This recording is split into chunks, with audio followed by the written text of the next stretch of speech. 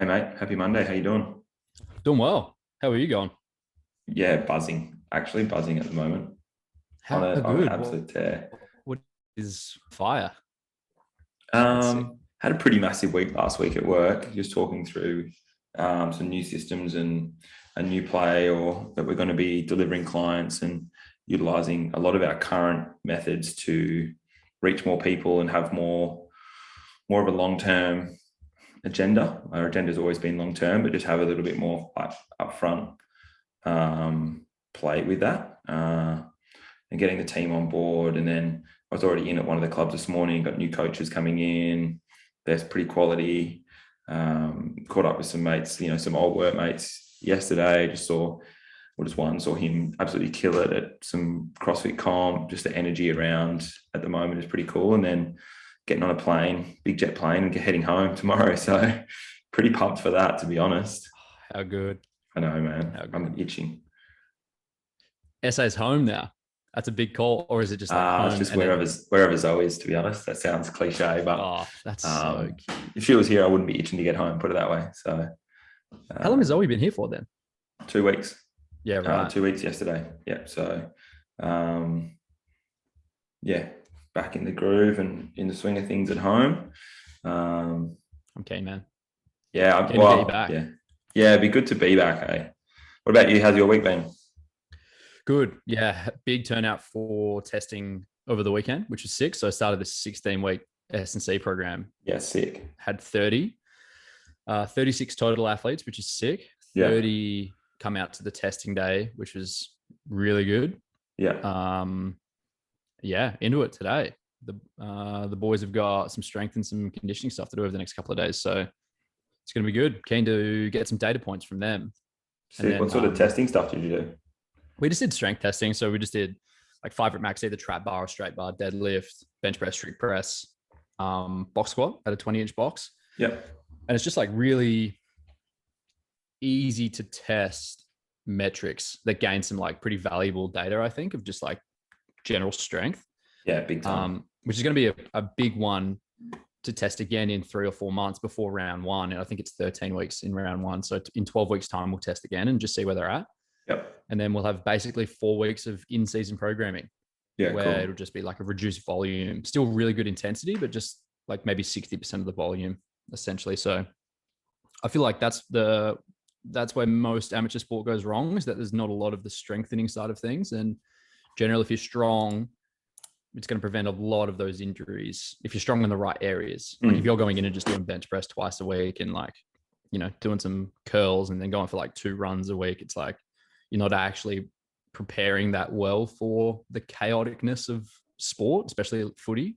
Yeah. There's a lot of chaos. Like you don't know which direction you're going to be moving in. It's not very linear. It's like getting tackled and tackling and getting hit in the air and bumped and rolled over and all kinds of stuff. So strong bodies are going to be generally more rigid, I guess, or like they're going to be preventing injuries more. Yeah, for sure. So it's like just a decent metric. And then from here, we go into like lots of unilateral stuff, single leg, single arm, lots of midline, lots of injury prevention in terms of like soft tissue stuff, like in hamstrings and hip flexors and groins and whatnot. So yeah, hopefully the boys see some really good results. And my role is not so much to program them like very specific strength stuff. It's more so to educate them around the benefits of doing stuff that isn't super, super flashy. Yep. Like doing lots of Copenhagen's and isometric holds and hip flexor holds and, all kinds of stuff like lateral movements that isn't like necessarily shifting heaps of tin, but yeah, that's what's going to make you better. Like those extra like 1%ers essentially. So you're going to train like deceleration and that sort of stuff in that regard then, like just the movement patterns. The benefit of 33 of these people is that I can move them through that kind of stuff. They're in team training. Yeah. So they're part of like, part of footy teams that I do their S&C stuff in season as well. Sorry, in team training as well and in season. Yep. So this is just all the outside stuff that they're doing outside of team training. So I've got like the full spectrum now, which is sick. So I can basically just like program for them to do their stuff outside of footy training and then do all their accel, decel stuff and change of direction, agility and speed work in team training. And not have to like stuff around basically and, do half an hour of conditioning at the start of every 90-minute session, two times a week. So it's like the full grasp now, which is sick. So it's exactly where I want to be with these guys. And yeah, it's good. Really good turnout. Unreal, man. That sounds really exciting. So that was Saturday, Sunday? Yep. Saturday, Sunday. And now they're into, 16 weeks. We'll retest again, as I said before, round 1. And I outside of team training, I won't really see them. They'll just be doing their own stuff, which is cool. Yeah. Yeah, cool. How's your training going? Been running? Well, look, flat out, it's a no. I had that assessment on Thursday. For those who don't know, I had an assessment by a physiotherapist just going through my running mechanics, also going through some assessments when it comes to my hips and adductors. And it's funny you mentioned Copenhagen's, because that's one thing that I'm avoiding at the moment. Need to make sure that I can strengthen before I get back into those. But that was really cool because like Cadence was too slow. And I was at a pace that's probably just slower than what I need to be for my target pace for my half marathon. So I think my goals initially, I'm not sure if you personally watched the video, but just to slow down the pace a little bit, but increase my cadence. So cadence being how many times I touch the ground per minute. So that needs to be above 170, and I was 164. Seems small, but what's that? An extra step every 10 seconds. So it does actually, it's extra 6 steps. So the goal is to get above 175, I think, eventually for the cadence. And it's quite noticeable how much that changes your the impact. Like obviously your impact in the ground, because you don't have to produce as much ground reaction force per strike to travel a further distance. I guess you're traveling a shorter distance. So it's quite an interesting drill, and I definitely probably want to get on some treadmills for that purpose of like, cool, let me train at different speeds and get that immediate feedback of the speed from the treadmill to get my body used to it. And Mark, the physio, actually said that it'll take 8 runs to have it ingrained. So if you run 4 times a week, you should be good in 2 weeks. So that was the first thing he really spoke on, which is that cadence, just to increase the cadence. But also then, for those that know me at all, I have a massive anterior pelvic tilt. And just that's something I've been it's been taking over, ingrained in me, I guess, since starting to play hockey from more than half my life ago, because obviously that short hamstring length, you're constantly in that squat position, blah, blah, blah. So it's just focusing on that, trying to get a little bit of posterior will be the second thing. And then I probably run with not like, for those that, no one's watching, but I've got my elbows out in line with my shoulders. I probably run my arms too wide, just fractionally too wide. So trying to get them in, and I know about, the crossing the midline with the arms, you want to keep them either side of that, but I think I'm just a little bit too wide. I'd like to think it's because my traps and my lats are so big, but I'm just too big, but it's definitely not that. So yeah, it was cool to get that feedback. I then actually went out and had my first evening with a few more beers than I would have normally had on a Friday evening. I know, shock horror. So even by Sunday morning, I wasn't feeling up for a run. So I haven't actually ran yet. I think definitely when I get back into Adelaide. It's been a bit of a crazy time over here with rolling out some stuff with work. Not that that's an excuse. I definitely could have got some runs in. I just have chosen not to. So I know my first run is in May. I've got 4 months. So I'm kind of aiming on about a 16-week training block for that. And the goal for that run will be sub 2 hours. So. Oh, that's a halfer. Yeah. Yep. Straight in. First one's, I'm going 3 halves. So the first one, I want to do 3 this year, and I want the last one to be at that pace. So the first one was like, cool, I just want to come away with no pain, run sub 2 hours, which I think I should be able to do, but just focus on that cadence, focus on how do I feel afterwards, recovery, making sure I'm getting the right hydration and that sort of stuff. So be a bit more strategic with how I take it. Yeah, cool. So the difference between 164 and then you want to get to 175 or above, you said. What's the ideal? Do you know that yet? Yeah, between 175, 170, 180. Yep. I don't want to get above 175, kind of around 175. So Mark was like, increase it by 5%. So I think that is from 160 to 164. He was like, let's try it 172. So I'm running at 172. So if I can manage that, obviously it sounds, fractional numbers and small changes, but I definitely noticed even like vertical oscillation changed. So how much I'm moving up and down. I'd rather be putting that energy into moving forwards. So, Sure.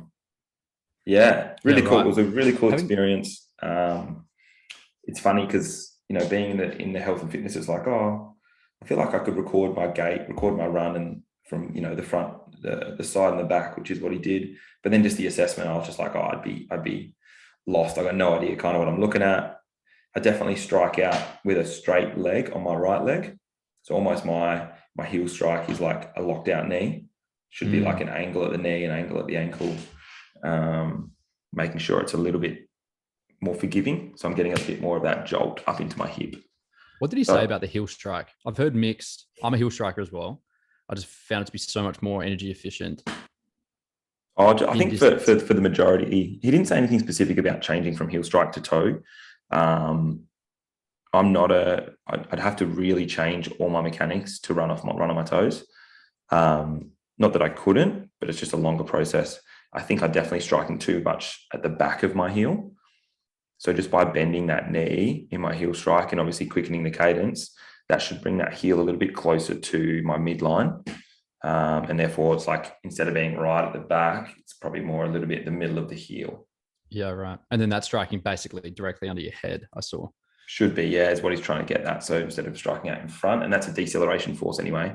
So like, right. Cool, you can be a little bit more efficient and economical, which funnily enough, when I did run slower on the Sunday last, or a week and a day ago, the first 10 Ks I ran at about 5:40, so quite slow, which would, I think, get me under 2 hours anyway for the half. I felt fine. My energy was fine. I felt I was running very efficiently. The last 3 Ks, I just put the foot down a little bit just because I'm addicted to speed. Just got bored. Wanted to get home quicker. The pace, not the drug. Yeah, sure. Yeah. Yeah. So I think that just proves the point of like, cool, if I can slow down, I'll be able to actually get, just actually get out and do the time. So it's like time under tension. It's like, cool, train the body for the longer period of time. So it was a very insightful experience. And I'm pretty intrigued to see how it goes over the 2 weeks when I get home and actually get into doing all of that sort of stuff. Yeah, put it into practice. Yeah. What about you? Having a curved treadmill at home. You've got one?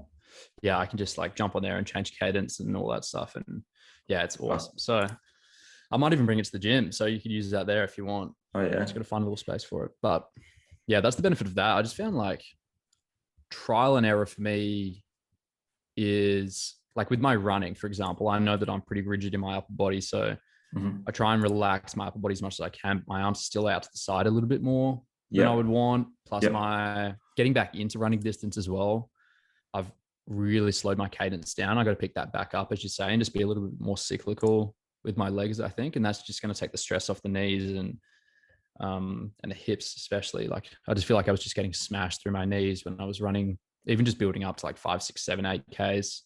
Yeah. And now, up around the 9s and the 10s, and knowing that my goal is just like sheer volume of like a 50K, I have to just slow down. Like, I'm not looking to run any crazy pace. So went for my first like 9er, I think, in like a year or something, or maybe a little bit less, 9Ks. And man, I was just cruising. It was like low 5s, low 5-minute Ks. And yeah, I just got into that flow state for the first time. I hadn't logged a run on Strava for 7 months or something. And this was just like the first run that I got into that just felt like a flow state after the first couple of Ks, after the first maybe 3. So the last like 6, I was just cruising on a high. I was just like cruising. Felt really, really good. And hopefully I can just maintain that cadence and that kind of pacing, and then just slowly over time build it up, as you say, like 5% a week or something, all the way up to a 50.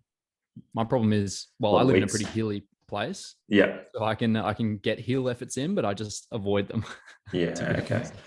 I think for now it's just like getting Ks in, and for me it's not the fitness. It doesn't feel like my lungs. It's just my legs are getting so tired, and my feet and my calves and my quads and everything is just like getting smashed. But definitely what has helped is having a proper warm up. I'm treating myself as an athlete. Yeah. The stuff that I would give the guys as in the S&C guys for warm-ups and stuff, I'm actually putting myself through those things and going through some drills to mobilize and to fire up and activate. And I feel so much better for it. Whereas before, even running up to like 30 Ks, I would just start slow and then just build as I go and almost treat that as a bit of a warm-up. But now I'm actually going through some stuff, like going through some hopping drills and going through some single leg stuff and some glute activation and some mobs. And I feel so much better for it from the go, rather than like having to grind through the first 2Ks to warm up and then I'm feeling all right. And just so much better. Taking your training seriously like that is such a big game changer for me. Yeah. Actually treating yourself like the athlete, rather than just, like I'm not an athlete, so I can just kind of get away with just doing stuff subpar, but you want to do stuff as the best of your ability. And, you and I have both got the knowledge to be able to do that stuff. So why wouldn't we just give ourselves the best quality standard, to start ourselves off? So I'm sure that you're the same. Well, I definitely implemented a lot more cooling down and that sort of stuff. I'll spend 10 minutes afterwards making sure I do some stretching and that sort of thing. I do need to work on my warm up, but I've got you in my corner, so I'm going to get you to give me a warm up, and I'll follow that pre-run. But I did just bring up my I brought up my cadence from that long distance run. And it's quite curious to see that my cadence was actually 166 for the average of the run. So it's quite funny when you try and replicate something on a treadmill, and I'm kind of like, oh, surely, like, is this how I run? But I was even running slower. So I was running faster on that treadmill and running slower, as you can see, like pace, mid fives, mid to high fives, kind of trying to keep it just sub 6. But my cadence the whole time is, 164 to 166 the whole time. And then as I actually speed up for the last 3Ks, my cadence fractionally increases. Yeah. So I get up to 170s and that sort of stuff.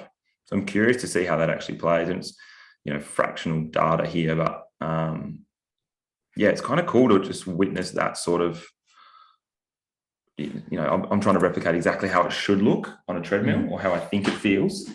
And then, you go back to some old school data and it's like, oh, cool, I nailed it. Or that's exactly what I'm doing. So hence the problem. Was really good to be able to correlate that. Yeah, it looked like your speed just increased with your cadence without actually. Did you feel like you had to try any harder? Yeah, I definitely pushed. I was striding out. I was consciously going, cool, let's try and have 3 negative splits. That's all I was trying for those last 3Ks. So first 10Ks was like, I want to be as close to 6 minutes without being 6 minutes. So it's like, if I'm between 545 and 555, spot on, which I'm pretty sure after 10Ks, I was 58 minutes. So that's just sub 6 minutes. That's pretty spot on. So then, and then the next 3Ks took me all of 13 minutes. So what are you listening to when you're running? Normally a podcast, or actually for that run, country music, to be honest. Yeah. I love me some country music. And it just allows me to not, like, if I listen to anything EDM or faster paced, it does probably mess with my stride a little bit. Yeah, so I listen 100%. To country music, I'm just actually not thinking about running, which, now I'll need to be thinking about running, but I can actually just get into a groove. Tractors and open plains and... You get it. I knew it. You love country as well. Chewing on some wheat or whatever. Yeah, exactly. That's exactly what I think about. I've never been to the country music, to be honest, man. That's okay. You'll learn. You're still young. I think I got into it. I actually caught up with a mate recently, the one who actually got me onto country music. I would have been 26, so a few years ago now. And he actually had never really understood it. And then I went over his house before we went out for a night out, and in country music playing. I'm like, mate, we're having pre-drinks. You're blasting country music. Like, what the hell? And he just like frothed it, absolutely frothed it. And he's like, yeah, when we were, he went to 2 unis, 2 colleges in the States to do some internships. We could actually pick his brain about some stuff, but that was all they listened to, like in Missouri, just like country music before they went out. And he's like, it's just a vibe. It's just the best. And ever since then, I'm on that trajectory. I love it. Remember what you were listening to? I wouldn't be able to tell you specifically. It's a playlist, some random playlist. Okay. Yeah. Wouldn't Luke Bryan, Luke Combs. Couldn't tell you every single artist or every single song. I'll share with you a playlist. We might link some playlists in the show notes, just to really get the team to dabble in some country, just to get an understanding about who we are as people, who I am as a person when I run. That certainly doesn't describe my music taste, but I'm open-minded. I'm happy to try whatever. Oh, look, I love me some J. Cole, and I know you love yourself some Nice. J. Cole. So have seen him live. Big rap R&B fan over here. But yeah, there's something about country music when I run. Don't judge me. Or podcasts. Where did you see him obviously. live? That's sick. He came and did a show over here at a place called Challenge Stadium, which had like 3,000 people. Tickets sold out like that. Wow. Yeah. Man, I'm so jealous. Yeah. That would have been sick. When was that? Mid-uni, so 2014-ish, maybe 2013. Right. I was trying to think what albums would have been out by then. It was what's it called? Forest Hills Drive. Yeah, that's that a good album. Yeah. Probably one of his greatest. Before KOD. Yeah. Have you seen anyone else live of that kind of caliber? Kanye. He's a top 3 artist for me. Kanye I've seen live. Coldplay I've seen live. Justin Timberlake I've seen live. I've got a very interesting music taste. Billy Joel. He was actually the ultimate entertainer. I can't remember who I've seen at festivals, to be honest, but there's not a lot of festivals that. What's it called? R.L. Grime. He was unreal. Yeah, that would have been sick. He was seriously unreal. Do remember that one. What about you? What's your number one concert? I've only been to a couple. Ocean Alley was really good. They're a smaller, like Australian band. They're sick. And Nothing But Thieves. They're an English. What are they? Rock band? Yeah, okay. Rock pop band. Yeah. Really sick. Both were good. And I saw them just like weeks apart, actually. It was pretty sick. That's cool. Yeah, Ocean Alley was a wicked vibe. So cool. And Vans and I, we were just like sitting up the top, and we weren't in the mosh or anything. It was all like pretty tame for us, but it was sick. Like some bangers on there, some really good memories. So yeah, those two, they're the only two really I've been to be honest. Like, I'm not a massive like show guy. Yeah. But yeah, I would recommend if you ever get the chance. Nothing But Thieves and Ocean Alley, both really, really good. Did you do much, speaking of Australian music, did you do much for the Hottest 100 on the weekend? Are you a Triple J person? No. Yeah, I am. Yeah, big Triple J fan, but honestly, I didn't do anything. I had the guys in the morning, and then just had the radio on for the rest of the day while I was just like hanging out around home. It was honestly like pretty cool. I can't believe that spoilers. Is this like a movie thing? So you have spoilers if you haven't listened to the playlist yet? Too bad. Through the Wiggles. Yeah. Look, it's interesting. I hadn't really listened to much Triple J in the past 12 months, if I'm being completely honest. I haven't really listened to much radio, but I was at my sister's. She just had it on, and she was filthy. Yeah. Actually filthy. Like, the Wiggles? What the fuck? Like, yeah. So each their own.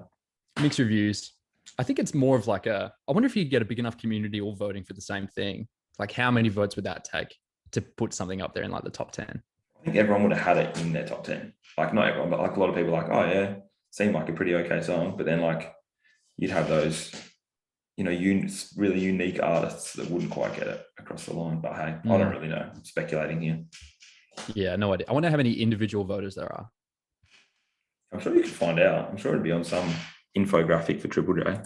I'm sure. They probably have it on their Instagram or something. There's probably some ploy for like Russia is probably having some hand in this for some reason, getting the Wiggles to win it. I don't know, China or Russia or something. I don't know, man. You love a conspiracy theory, hey? It's just really interesting. I don't know. Very interesting. I am curious. I'm curious about all of that sort of stuff, but I think, I don't know that Russia would have any. There you go. Total votes, 2.5 million votes submitted. Yeah, right. So is that That's like nuts. divided by 10? Because there's 10, you have 10 votes, it's 250,000 people, or I wonder? I'm not too sure. Wouldn't be able to tell you. There you go. Either way. Yeah, the Wiggles took it out, which is crazy. Ocean Alley have won it a couple of times, I think, maybe, or just once. They had one year where they had a couple in the top 10, which is cool. Confidence, I think, was the one that won it. Yeah, that was a banger. Yeah, great tune. And they've got heaps of good tracks now. I don't know how well they did in the countdown. I can't remember, to be honest, but yeah, great. Really, really good. Speaking of coming back to conspiracy theories. Yeah. Where are you at with this? You got any favorites?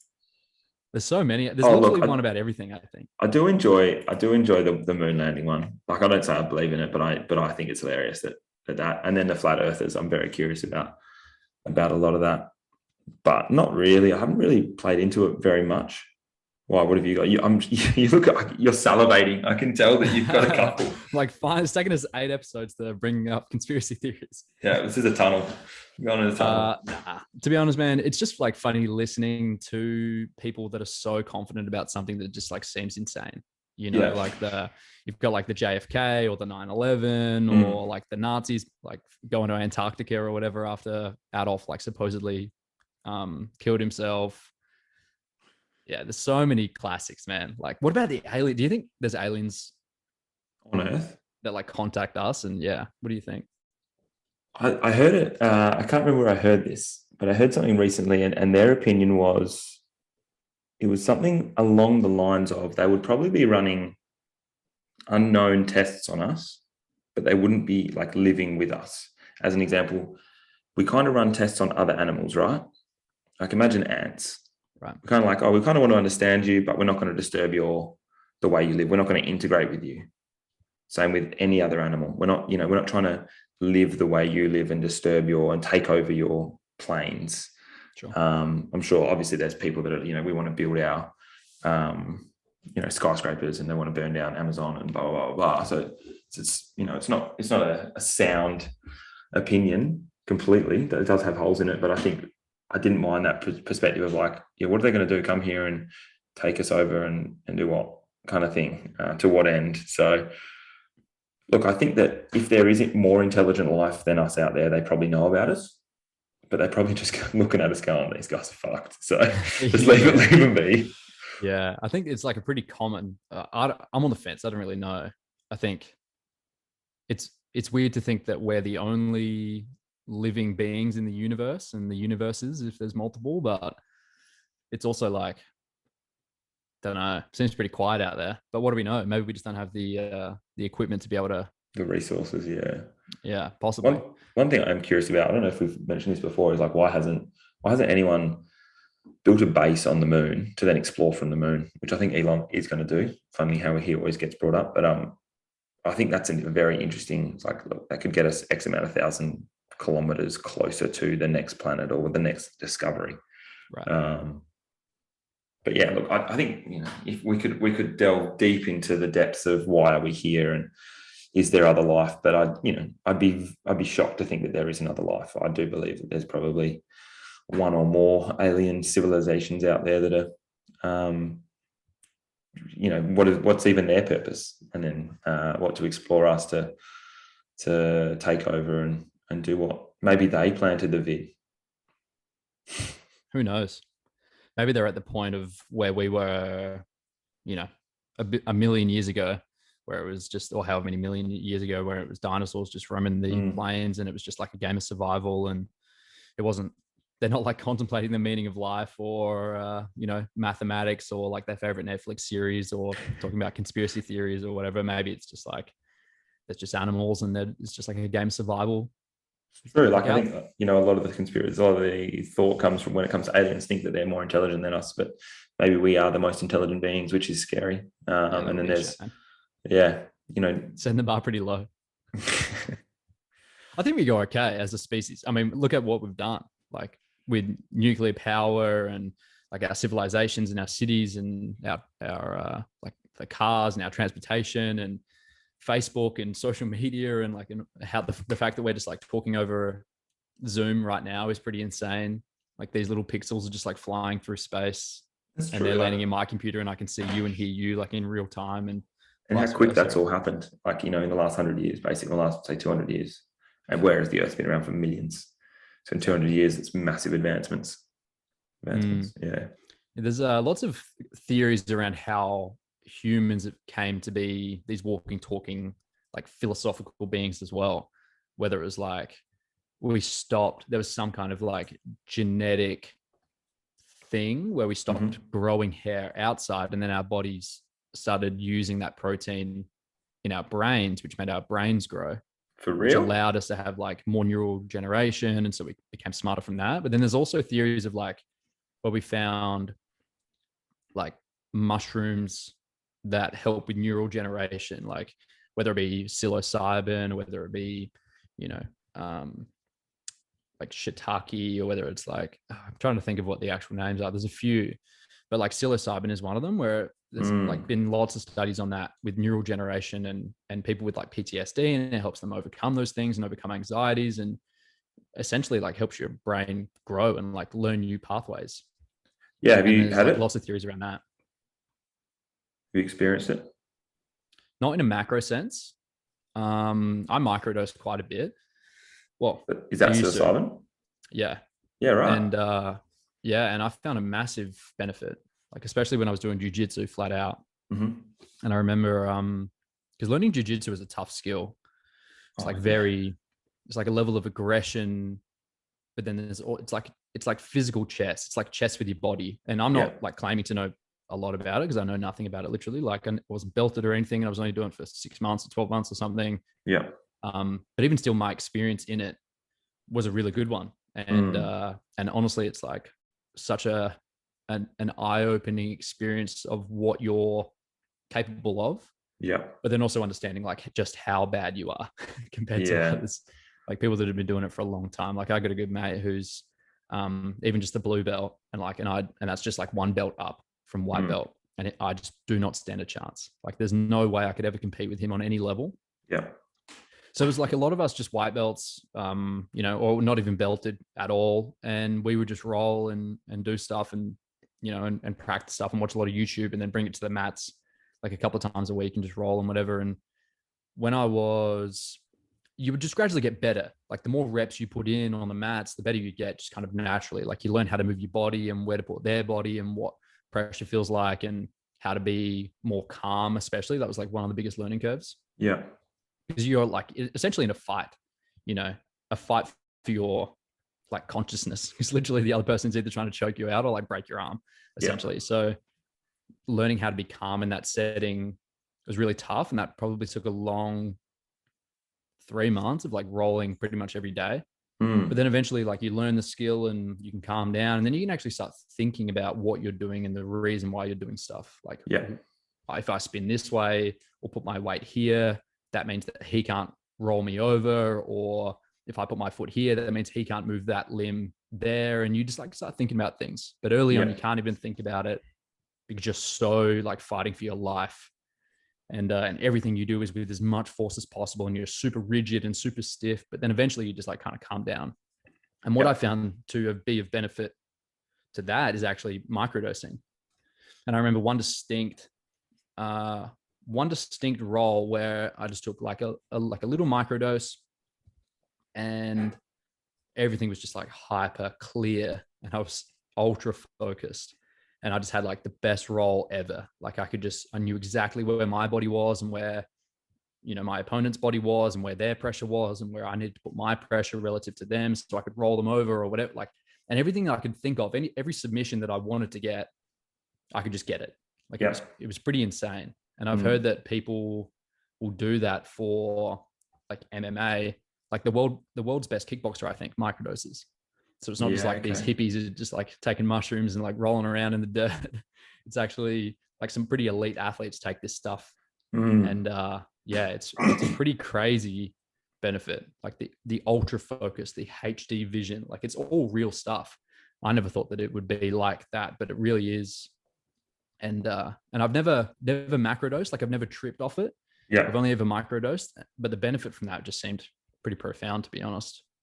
So why do you think then that it's not more readily available?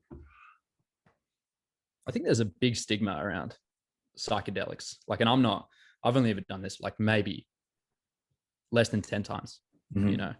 And I've never macrodosed. Like I've never tripped off this stuff. Yeah. But I think there's just like a big stigma from maybe the 70s and the 80s, like the war on drugs.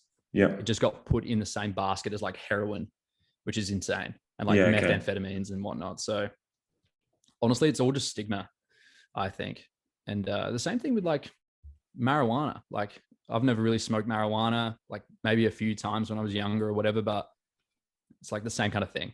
It's just like put in this basket with all these other drugs, and whatever affects your consciousness or whatever affects your like state of mind is just like put in this negative basket, where I honestly don't think that's the same it's the same for every drug. Like alcohol is so readily available, so socially acceptable. Yeah. And honestly, it's like socially unacceptable to not drink. Like you're so pressured to drink all the time. It's like the Australian way. Yet that has really no benefit. You know, it like helps people loosen up and maybe converse more easily or whatever. But really, like you wake up feeling like shit the next day. And I don't know, I get like really anxious and stuff after drinking. And yeah, so it's funny, like a couple of points. The first one around like you're more socially, there's more social concern when you're not drinking, which is like just bizarre. Like, you know, you got the mate that constantly goes out and gets blind. And he's like, that's John. We just accept it. But then, you know, John rocks up and stops drinking. Oh, John, what's going on? Are you okay? It's like, well, no one checked in with him when it was getting hammered every weekend, 3 times a weekend. It's kind of an odd concept. And I think the other thing around maybe, like you mentioned, marijuana and psilocybin, mushrooms, whatever, is that because they can actually be cultivated at home without any synthetic properties, they're so much harder to regulate. Right. So you can't, if you can't regulate it, you can't tax it. So as an example, like alcohol, cigarettes, blah, blah, blah, they're all taxable because they have to be created. Whereas, you know, you can grow weed, you can grow mushrooms. How do you stop that? So potentially, yeah, it affects your mental state, your conscious state. So therefore they want to make sure that people aren't tripping and driving for sure. But yeah, like it's quite bizarre, isn't it? It's definitely, it's discussions I've had many times. I've had this discussion many times, and I think it's, yeah, we're not getting any closer, it seems, to the answer. Though there are researchers out there doing a lot of their due diligence into trying to get it to those in need, those that, you know, the anxiety medication being, you know, medicinal marijuana and that sort of stuff. I mean, that's becoming a lot more allowed, I guess, in society as it goes through each state in America and then across other countries. But I'm definitely curious about psilocybin and that sort of stuff. There's actually an Amazon series called 9 Perfect Strangers. Have you seen that? No. Okay, so it's quite, I don't know, this is maybe a little bit of spoilers, but essentially it's like 9 random people that walk up to this clinic where they stay for X amount of time, or this commune. It's not a commune, but, you know, this lady runs it. And essentially she is microdosing them with psilocybin in a natural way. Then drama gets added in because, you know, it wouldn't be a successful TV show without some drama. But it's quite interesting for the concept of these different people from different backgrounds. And it's actually becoming a TV series about it, which are, you know, it's got Nicole Kidman and other people that I recognize but wouldn't tell you their names. So it's got, you know, it's attracting attention. So maybe it is getting closer and we're just, you know, numb to it. But yeah, definitely something I'm more and more curious about. And I've been having discussions with a lot of people around it probably for the past 18 to 24 months. So I'm not surprised that by microdosing, you become more aware and more alert, especially in an environment such as, you know, rolling with someone on the mats where, you know, your fight or flight response is just engaged straight away. And it's so, you know, you've got to be on. And it's like, how do you slow that down? How do you be calm? You know, when you watch the UFC and, you know, all the best guys just have that calmness about them when they are in a compromised position and manage to, you know, just strategically think their way around things, which is very much like a chess game, but just with your body. Right. I just want to talk on the consciousness altering thing as well. It's important, like the most important note that when you're drunk, it's completely different. Like you're a lower state of consciousness. Yeah.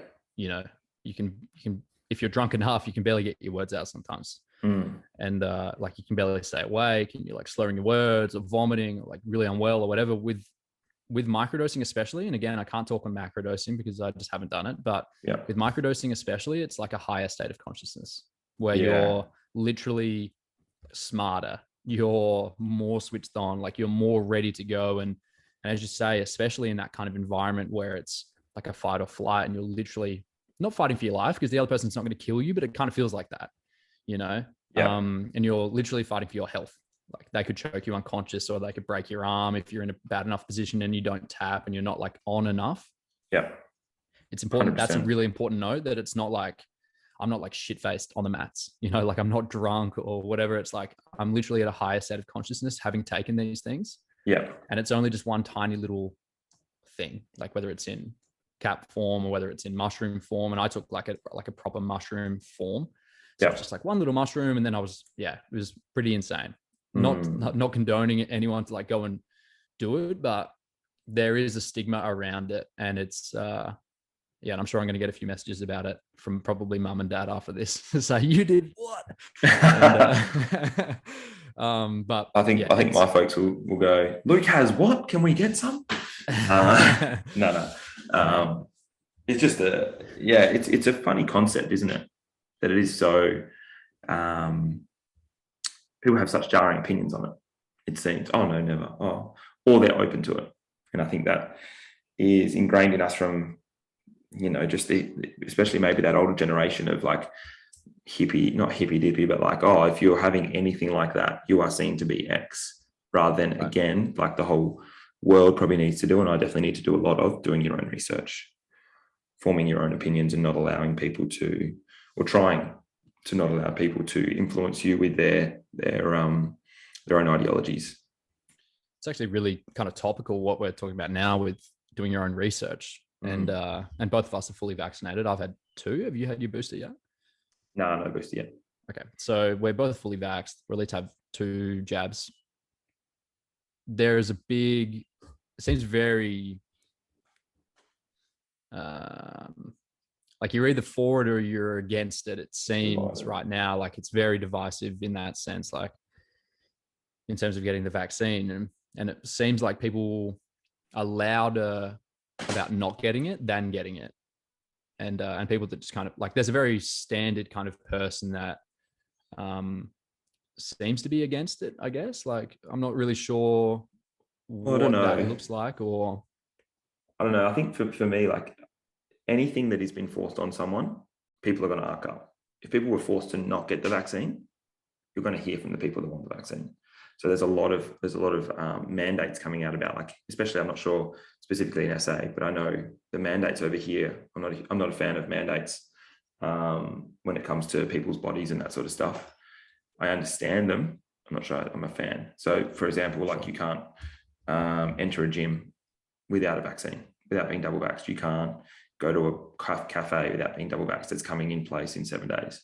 All this sort of stuff, which is just like, that's going to force a lot of people to like, okay, so I can't be a fully functioning member of society in this free country without conforming to what is being delivered. And my greater concern for that comes from the fact that the newest vaccine that has just been approved, or is in the process of being approved, the Novavax, is the only non-mRNA vaccine. So it's more of an older style vaccine. And a lot of those people are waiting for that.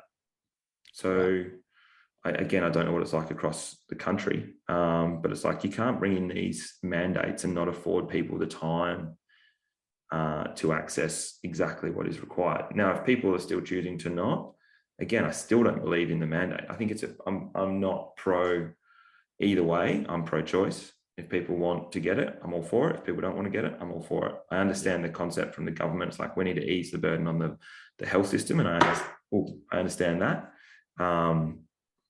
But the way, I think specifically the WA government's gone about it hasn't been completely upfront with the public.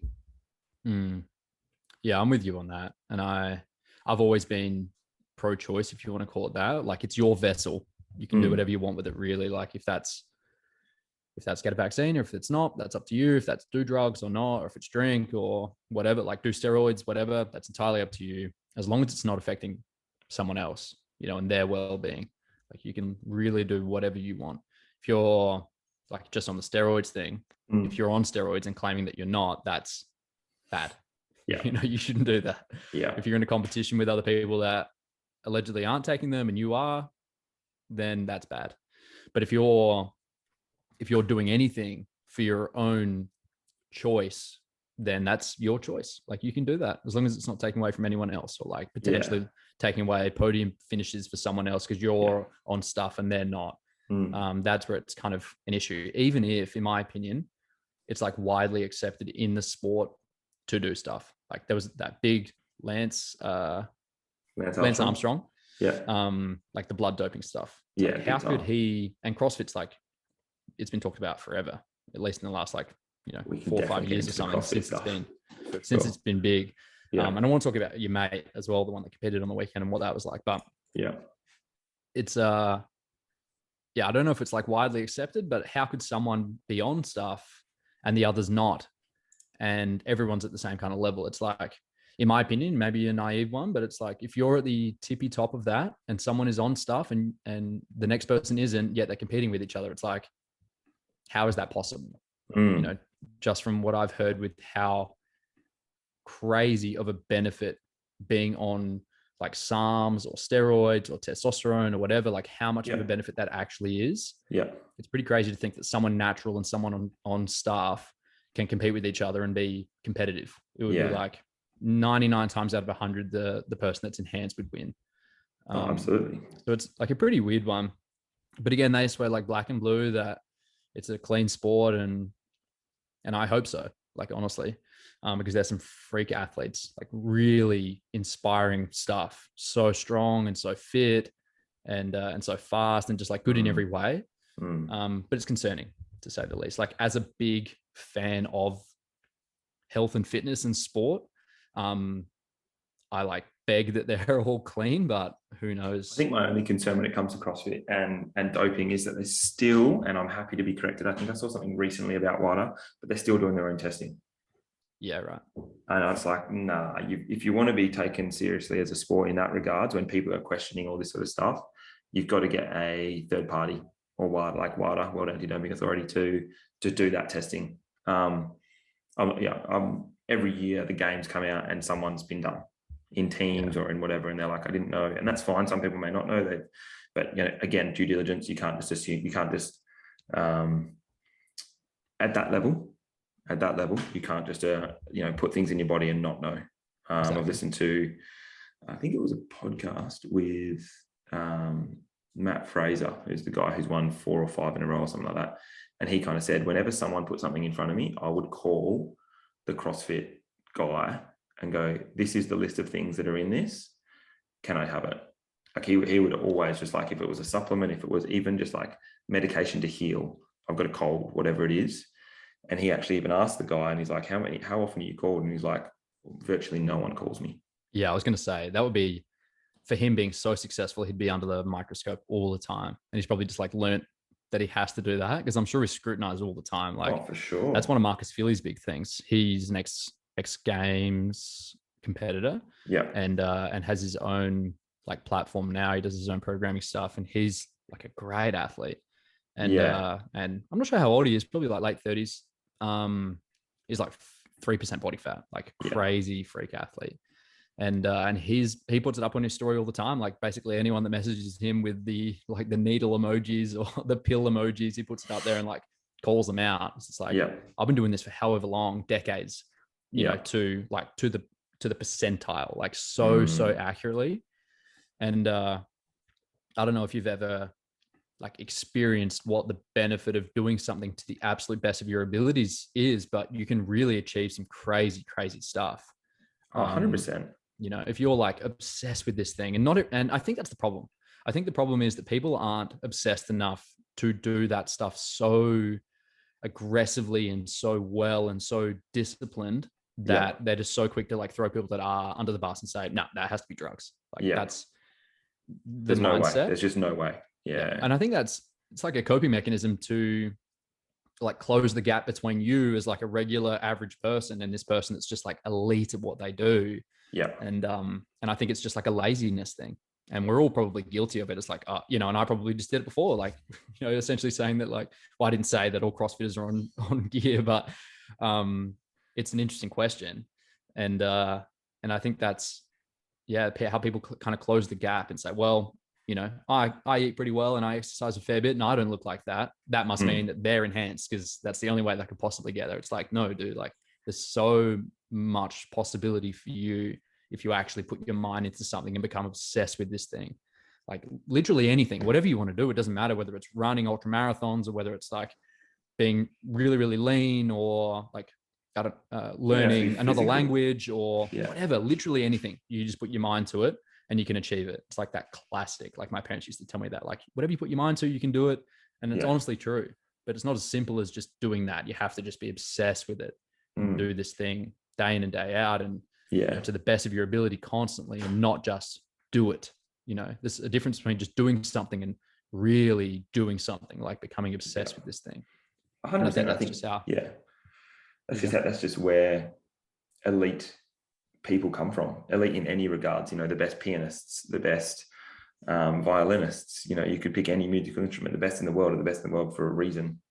And yeah, I'm probably sure there's probably supplements and all that sort of stuff out there that can improve that. But you can't just assume that everyone who is of that, 10% is absolutely guaranteed to be doping. There's probably some in there that have, taken shortcuts because they assume that others are.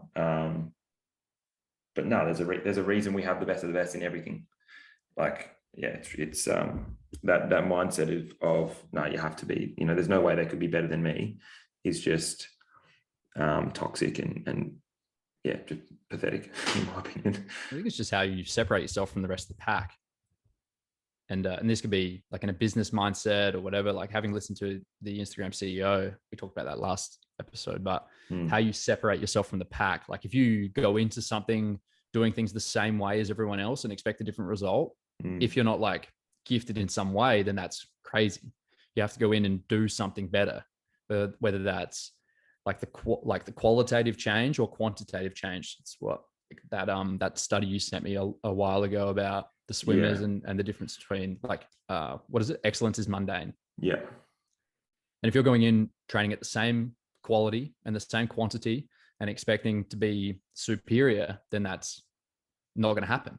There's just no way. Like you're training the same way as everyone else. But if you're going in and you might not change the quantity that you're training, but you change the quality of your training. So you get in and just like kind of touching on what we were talking about before with the warm-ups and the cool downs with the runs. It's like we maybe aren't training for any longer, but the quality of the training is completely different. Like we're warmed up, we're primed and ready to go. We're mobile where we need to be mobile, and we're stiff where we need to be stiff. And we go and we do this thing, and we know what paces we're going to hit, and we're running to a cadence, tracker, and we're really trying to hit this specific number and so on. Like we might be running the same amount as in time as someone else, but they're just kind of going out and it's like an arbitrary number in terms of how far they run, and their cadence is all over the place, and they're running really poorly, and they're like not stiff through their ankles, and their strike pattern is really bad, and their gait, like they're really like flat-footed, or they're like really big arches, or their arms are like swinging around their body or whatever. Like there's so many different things that you can do, but just the quality of the training that is the difference. And that's where you'll like achieve great things. It's not so much just like doing more, it's doing the same, but maybe better. Or maybe it is doing more. If you are only running like once a week and you're expecting to run a marathon in 3 months, it's like, maybe you need to increase your quantity a little bit and actually do a little more training. For sure. Yeah. You mentioned Instagram CEO. What have you taken away from last week's chat with Tay? What did you learn there, and what have you applied? I'm curious. Yeah, great chat. Tay's really switched on. I was stoked to have that conversation with her, and I'm glad she got the opportunity to talk in long form. I think that's pretty uncommon on the Instagram platform, where you can't talk for like an hour and a half. I don't know how long Instagram lives go for, but it's definitely not that long, and it's pretty uncommon for anyone to talk in long form like that. So I was glad to have that conversation with her and allow her to put her personality out there, because that's like a big selling point, I think, for anyone that knows Tay in person. It's she's a good chick. So takeaways were consistency on social media rather than perfection, but you do want to chase perfection. Like I think that's an important thing. Like if you're just constantly putting stuff out there and it's not that good, then your reach is only going to be so far. But if you're putting stuff out there consistently, but then you're actually trying to upgrade the type of content and the quality of the content you're putting out there, and that's when people will start watching and they'll buy into it. And if you've got a story to tell as well, if you're just putting stuff out there and it's constantly just like destination based, as in this is what I've done, this is what I've done, this is what I've done, and not so much about this is where my starting point was, and this was what I achieved, and this was the road that I took in order to get to that end point. If you're documenting that stuff, people love that stuff. I love that stuff. I'm sure you do as well. Like knowing the story behind it. They were 2 big takeaways for me, and I've started implementing some of that stuff. And even if not putting stuff down on paper. I'm definitely thinking about like schedules of posts and what I'm going to put up and the types of content I want to put out there and who I actually am perceived as on social media. Because again, I said this maybe in the last couple, but the perception or what you put out there and how it's received is pretty different. I think like what you think you're putting out there and how you're perceived could be very, very different from one another. Yeah. I think it's important you just like constantly put stuff out there that is in line with your values and your morals, and then people understand exactly who you are, ideally. Yeah, 100%. What did you think? I think it was great. Like, having no idea who she is, it was really cool to come from a fresh perspective and just maybe ask some questions that for those that didn't know who she was as well. I think it's really cool to see the grind side of it, like for want of a better phrase. Like, I think it's definitely a useful tool for business standpoints, Instagram. It's definitely, from a personal perspective, I think it's a big time waster, but when used effectively and correctly, it's obviously massive. I was chatting to a mate yesterday kind of around Instagram, and I think, it's all people are moving on to that TikTok thing, and it was interesting to hear how Tate already moved on there and, already got a massive following there. But it's branding it's like with anything, consistency is everything. I think you're right. Like in the pursuit of perfection, you need to be consistent.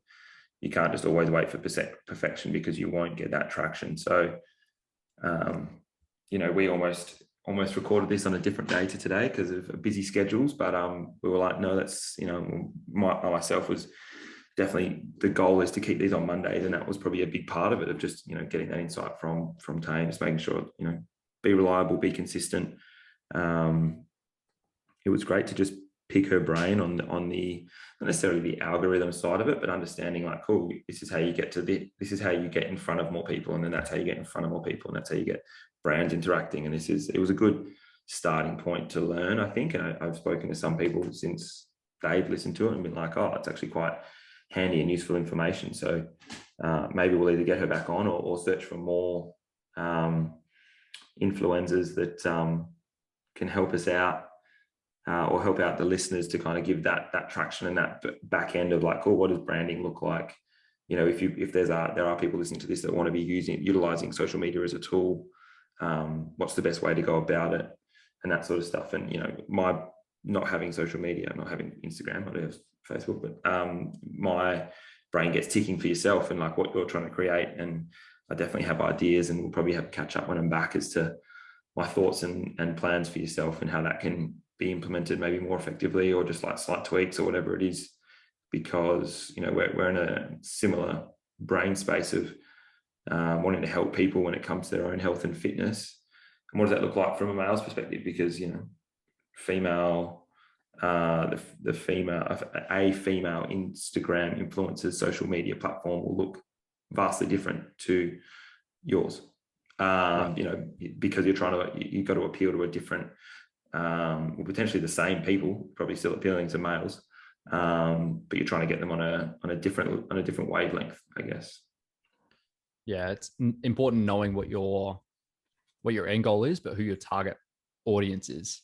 And for the longest time, I thought bigger the reach, more success, but really it's not like that. You actually have to be very specific with who you're targeting this stuff to, and it's not about getting as many likes as possible. Sometimes it's, especially if you're trying to sell something, it's not so much about the amount of likes, it's the quality of the likes or the quality of the leads, which essentially are almost like the same thing. And ideally, like everyone on your Instagram is in that funnel to buy, but that's not the case. There's so many people in there from school and old like uni friends and whatever, they don't want to buy off of you. So, making content that's relevant for people that do want to buy from you. If your goal is selling something, or if it's just like a social presence, then great. Like put stuff out there that people actually want to see. That was a big takeaway. I'm not taking social media too seriously, but I do understand it and see it as a very valuable business tool.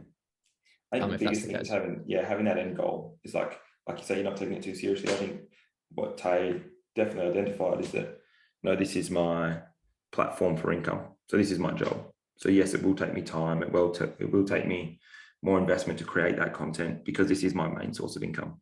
And if it's not that, or it's if that's not your end goal, well, you're not going to put that in.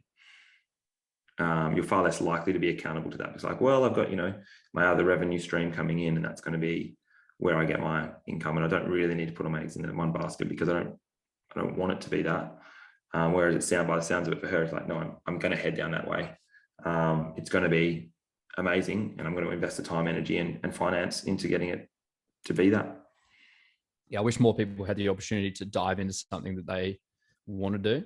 But not everyone has the opportunity. I think they have to like tick the box of the 9 to 5 and make their like $850 a week, and so they can pay the mortgage and pay the bills and like do all that stuff. And I think, like, especially out of the two of us, I think I'm sure you love your job, no doubt, but I think I was in more of a position to be able to like dive headfirst into something and do something that I really wanted to do. And not saying that you can't do that and that you won't do that in the future, but right now it's just like kind of one of our main differences, I think, is that you work a lot and I don't work that much. So I can just kind of like do what I want in a way outside of my work hours, which are picking up, and it's this S&C stuff, and it's like developing my own online content and like funnels of selling and whatnot, and then owning the gym, and then owning multiple gyms ideally in the next couple of years. And again, not saying that you won't do that. You won't chase like your end goal at some point, that big, hairy, audacious goal. But right now, it just seems like that's kind of where we're pretty different. Yeah, definitely. Yeah, 100%. On that, then, how is our YouTube channel coming along? Yeah, lots of thought is going into it. Yeah, and it's just like this sticking. And I don't want to just be on here like talking about how well we're doing and we're doing all these things and we're like working towards these goals, because honestly, like I'm a little bit stuck with it in that, and kind of going against what we were just talking about, but I want to be perfect. But yeah, there's been lots of thought. And I think what I'm struggling with the most is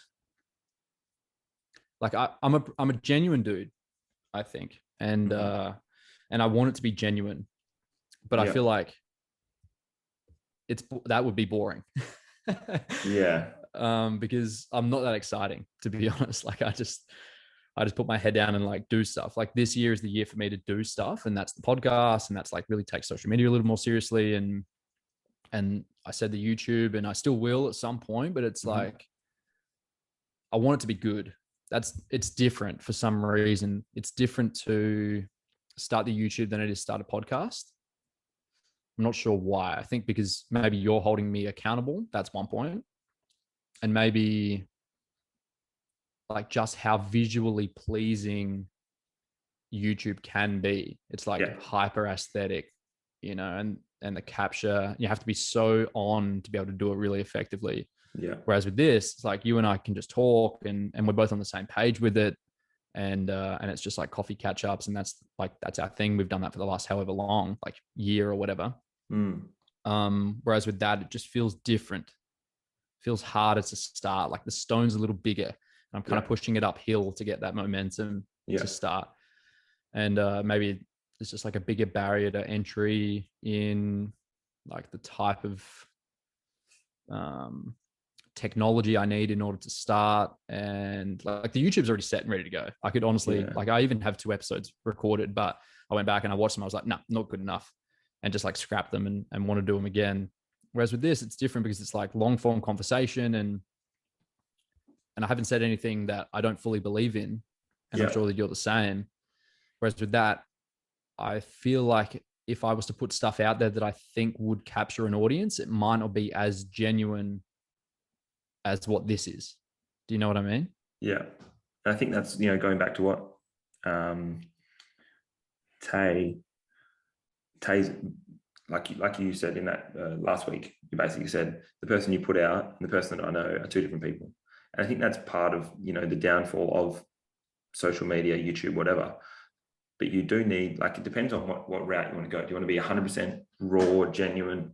In which case you're opening yourself up to a lot of vulnerabilities, and you've got to clearly define the line of what's private and what's public. Or do you go, cool, I'm just literally producing this. This is all that's going on this channel, blah, blah, blah, blah, blah.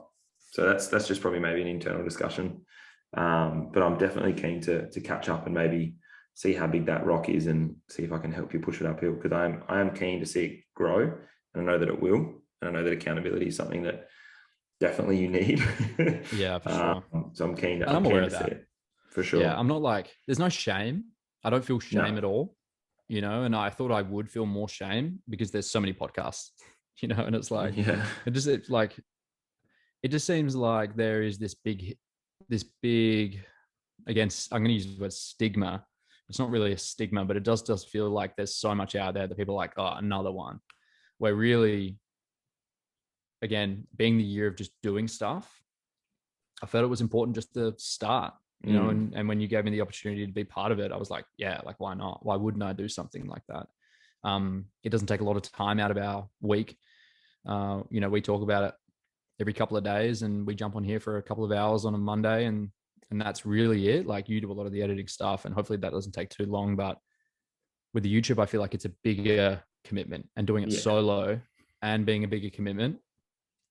Yeah, it just seemed like right now is not the perfect time. Not to say that I won't do it very, very soon, but it's a tougher one to get started for sure. For sure. I hear that, man. What I am keen to hear more about is next week we have another guest on, and I've just confirmed with him earlier. He actually runs his own, which is one of the topics we spoke about today, Brazilian Jiu-Jitsu gyms. Are they called gyms? Clubs? Don't know. And I've known him for actually quite a while. And then our paths left each other. We worked together briefly, and then our paths left, and we've actually met back up, which is really cool. And then outside of owning that, he actually works in the crypto space. So two topics that we're probably quite heavily intrigued about. So I'm curious to see how much time we've got to allow for next week. That could be quite a long conversation with a bit of meat on it, especially when it comes to the latest NFT craze for those that are in that space. And I still have no idea, and I still don't completely understand it. I think it's kind of silly that someone can own a digital image, but I'm sure he'll enlighten us, tell us what's happening with Bitcoin at the moment and its massive crash, which is kind of ideal, because if there was ever a time that people will come into money, it's probably a good time to jump into some Bitcoin. Not financial advice. I'm taking that on board, and I'm putting my life savings into it. But I'm actually really pumped to get him on board and have a really in-depth chat about those two big passions of his, and just maybe get some feedback from people if we get any questions through the week that people are wanting to know more about, maybe how to get involved in it, or what it actually all means. But I think that's due next week. It's gonna be awesome. I'm keen. Yeah, two of my passions. I haven't done jiu-jitsu in a little while, probably a year. But crypto is something I check pretty much every day and cry right now. At one point I was like, yeah. But now it's it is pretty hard. humble. It'll be good. It'll be really good. It was good to catch up, man. Yeah, man. Looking forward to touch base and hopefully see you in person in a couple of days. See you in the flesh. SA? But you mean in SA? I'm not coming over to Perth, man. You're not coming over? No, you're not allowed, mate. No one's allowed. They actually got it's only a one-way fence now. You can't come in. It's just I'll let people out. You just can't come in. But we won't get into that. We'll wrap it up. Good to chat, bro. All right, man. See you soon.